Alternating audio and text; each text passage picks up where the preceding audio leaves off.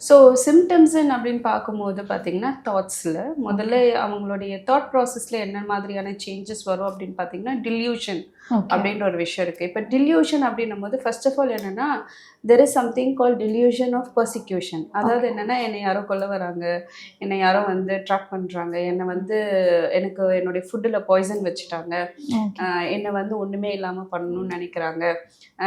என்ன என்ன என்கிட்ட ஒரு கவுன்சிலிங் வரும்போது ஒரு பொண்ணு வந்து ஹாஸ்டல்ல படிச்சுட்டு இருந்தா. ஓகே. அவ வந்து ஹாஸ்டல் ஃப்ரெண்ட்ஸு கிட்ட ஏதோ ஒரு இஷ்யூஸ் அந்த அந்த குழந்தையுடைய ஃபேமிலி ஹிஸ்ட்ரியில யாருக்கும் இது இருந்திருக்கு. பட் அவங்களுக்கு அந்த அவேர்னஸ் இல்ல.